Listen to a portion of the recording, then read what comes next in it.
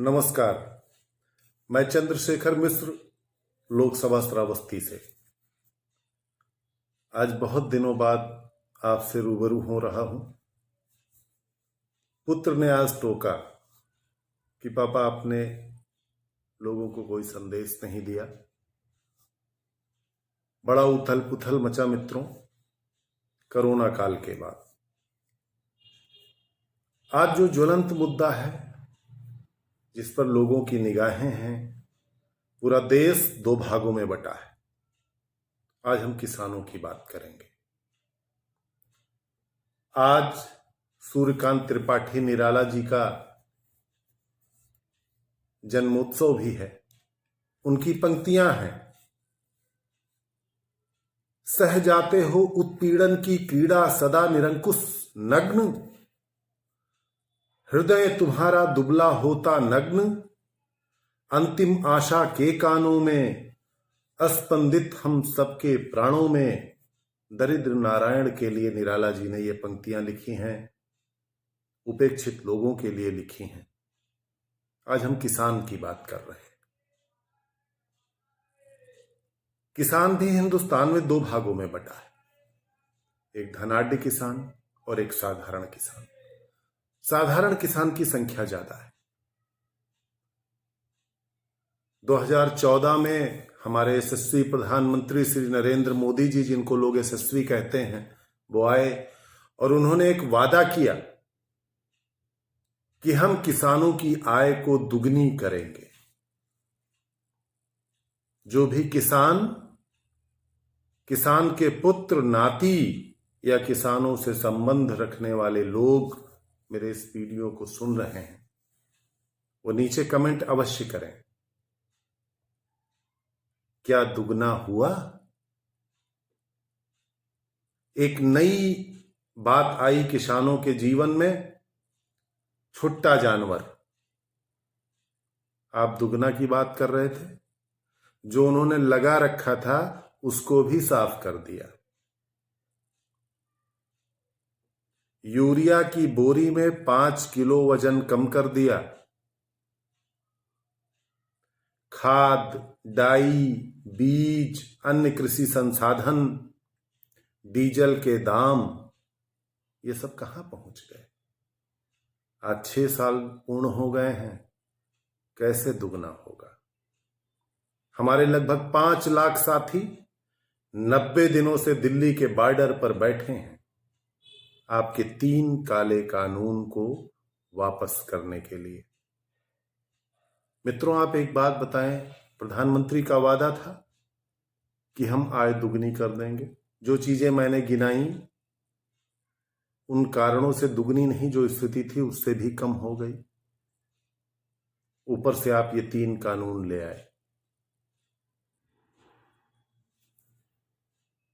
क्या कहते हैं, क्या करते हैं? कथनी और करनी में इतना अंतर क्यों? आपने रेलवे स्टेशन बेचा, आपने रेलवे बेचा, आपने हवाई अड्डे बेचे, आपने लाल किला बेचा। इस बजट में 4 बैंकों का निजीकरण है। एक तरफ इंदिरा जी थी जिन्होंने बैंकों का राष्ट्रीयकरण किया था, जिससे 5 बीघे वाला किसान भी अपने दरवाजे पर ट्रैक्टर खड़ा कर सकता था। एक तरफ कांग्रेस थी, किसान क्रेडिट कार्ड दिया, मनरेगा दिया, कर्जा माफी दिया, श्वेत क्रांति से कृषि को कहां से कहां पहुंचाया, हरित क्रांति से कृषि में कितनी उन्नति हुई। जहां श्वेत क्रांति से हमें अच्छे पशु मिले, उस समय ट्रैक्टर इतना नहीं था, हम इतने साधनों से संपन्न नहीं थे, हमें बैल मिले अच्छे, हमें गाय अच्छी मिली, दूध अच्छा मिला। हरित क्रांति से हम जहां लाल गेहूं अमेरिका से लाते थे, बेबस थे, हमने गेहूं देना शुरू किया। पीली क्रांति, नीली क्रांति, तिलहन हो, मछली उत्पादन हो, कुक्कुट उत्पादन हो, हमने क्या क्या किया। और आप आज 6 बरस बीते, कोई एक योजना ऐसी बताइए। तो मित्रों, विचार करना होगा। और आपको वो जो 2-4-5 लाख किसान बैठे हुए हैं 90 दिनों से, लगभग 250 लोग मर गए हैं, उनके आवाज में आवाज उठाना होगा और जो गलत है उसका विरोध करना होगा। सिर्फ इसलिए नहीं कि आप भारतीय जनता पार्टी के समर्थक हैं, आपने वोट दिया है, आपका ईगो हर्ट हो जाएगा, आपकी नाक कट जाएगी, आप कैसे विरोध कर दो। आपका बेटा गलत करता है तो आप विरोध करते हैं। पिता यदि कोई अनुचित कदम उठाते हैं तो आप विनम्रता से उनको कहते हैं, पिताजी ये गलत हो रहा है। भाई से विवाद कर लेते हैं, फिर सरकार से क्यों नहीं, सरकार से भी होना चाहिए। 70 सालों में कांग्रेस ने क्या किया, यह प्रश्न वो लोग भी कर देते हैं जिनके पिताश्री कांग्रेस के द्वारा बनाए गए संस्थानों में नौकरी करके उनका जीविकोपार्जन कर रहे हैं। उन लोगों ने भी पूछा जो कांग्रेस के द्वारा बनाए गए संस्थानों में नौकरी किया कि 70 सालों में क्या किया। मैं एक छोटा सा एग्जाम्पल देता हूं, किसान के लिए देता हूं। डॉक्टर मनमोहन सिंह प्रधानमंत्री बने,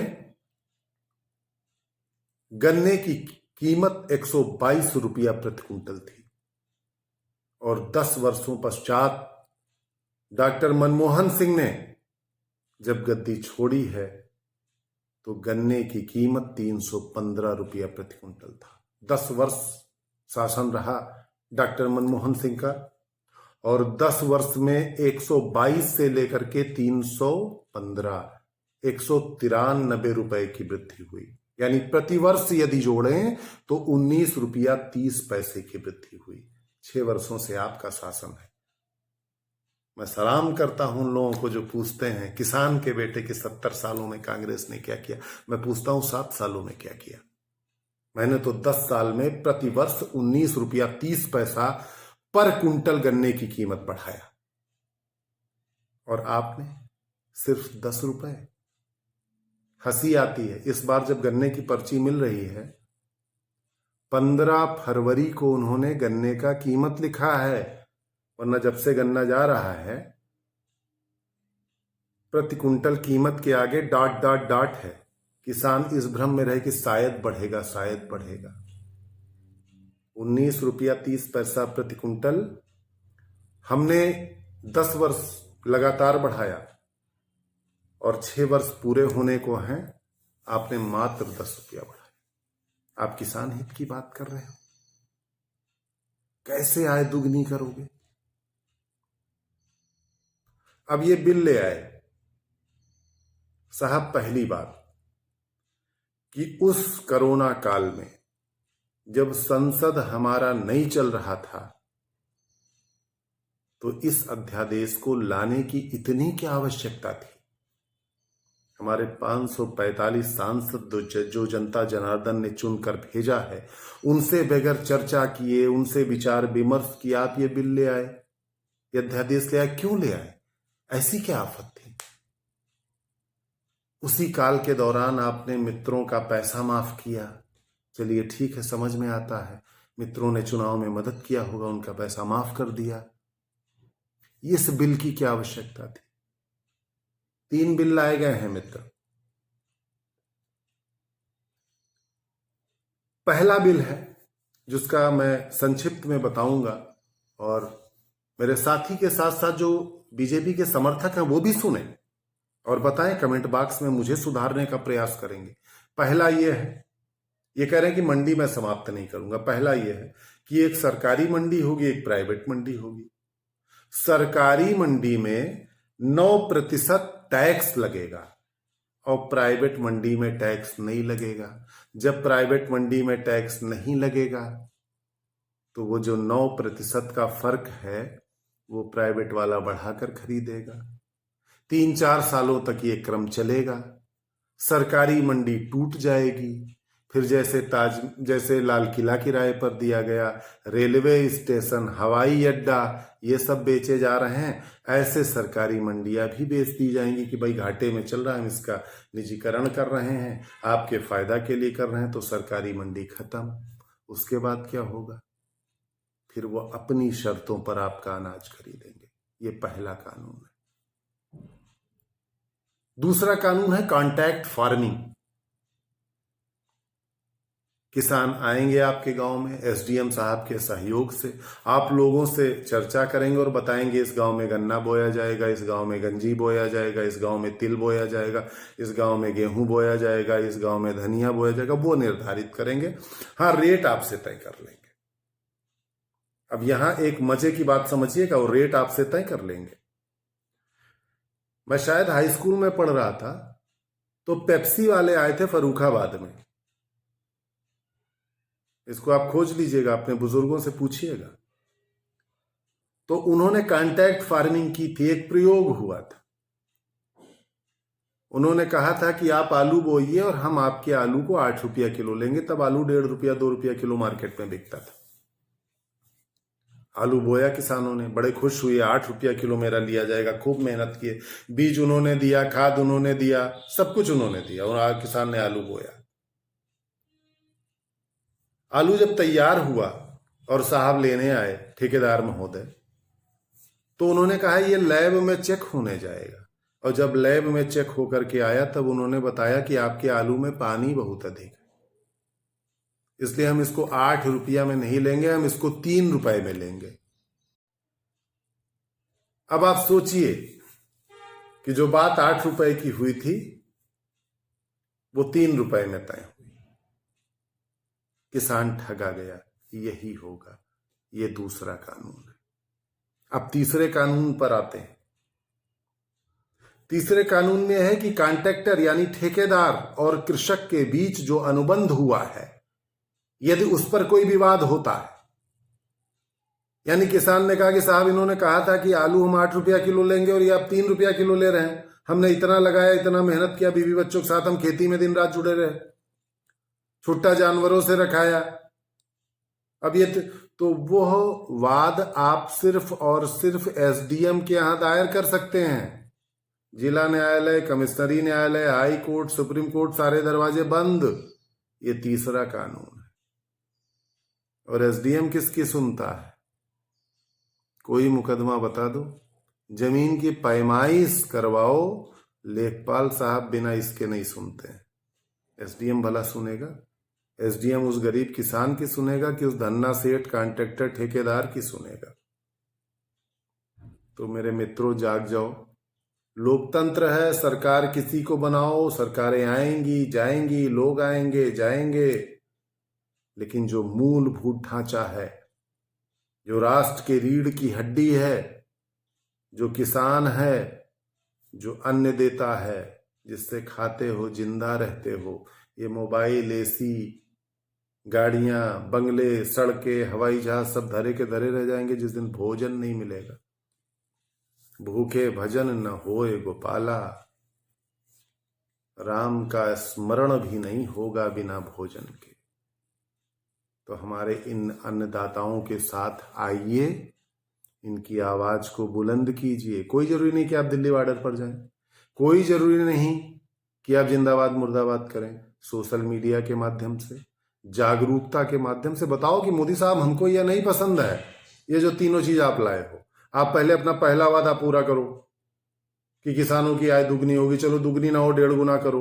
आपके बहुत वादे हैं, बहुत हुई महंगाई की मार, डीजल पेट्रोल कहाँ है, कड़ुआ तेल कहाँ है? कहाँ है कड़ुआ तेल? कहाँ प्याज? कहाँ आलू? कहाँ दाल? नेट पैक कितना महंगा हुआ? एक एक चीजों पर आप चर्चा कीजिए। तो महंगाई तो साहब आप कम नहीं कर पाए। बहुत हुई नारियों पर अत्याचार, अब की बार मोदी सरकार 3-3, 7-7 साल बच्चियों के साथ घिनौना कृत्य हो रहा है। और 73 बार मन की बात में एक बार आह्वान कर देते नौजवानों के लिए कि बच्चियों को बहन मानो। इस राष्ट्र में सभ्यता और संस्कृति, एक बार मुंह खुलता, नहीं खुला साहब। तो किसानों के साथ आइए, और ये जो दुर्दिन है, जो आने वाला है, इसको दूर करिए। हम आपका आह्वान करते हैं, निवेदन करते हैं कि आतंकवादी और खालिस्तानी और बाहरी क्यों कह रहा। मोदी साहब बाहर जाए, मोदी मोदी मोदी मोदी हो तो आप बड़े खुश होते हो, और बाहर के आदमी ने किसान की आवाज उठा दी तो अंदरूनी मामला है। अंदरूनी आदमी बाहर जाए, मोदी मोदी मोदी है। तब बड़े खुश हो कि विदेश में डंका बज रहा है। तो विदेश में आपका बैठा हुआ भाई और बहन अगर किसानों की बात कह दे तो फिर गड़बड़ हो गया। भाई साहब, आइए पुनः किसान के साथ और उनकी आवाज उठाइए। और जो कट्टर हैं, जो बातों से सहमत नहीं हो रहे हैं, उनको मैं बता दूं कि हमारी संख्या 44 थी और भूमि अधिकरण बिल के मसले में उठा के पटका संसद में और अपनी बात कहलवाई।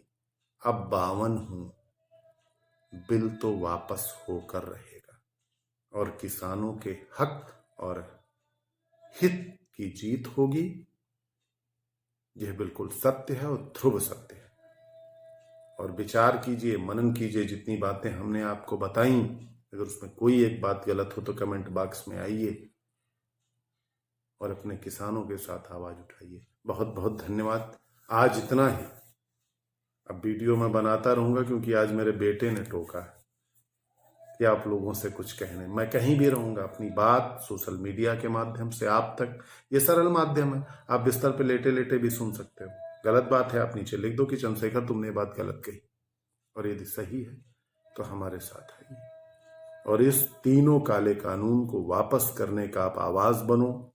मुंह से बनो, शरीर से बनो, मस्तिष्क से बनो, सोशल मीडिया से बनो, लेकिन इसको वापस होना चाहिए। देश बिकने ना पाए। कहा था देश नहीं बिकने दूंगा, और क्या क्या बेचा, लंगोटी बेच देंगे भाई साहब आपकी। प्लीज, बहुत बहुत धन्यवाद, नमस्कार। और मैं पुनः आऊंगा। मैं चंद्रशेखर मिश्र, लोकसभा श्रावस्ती से।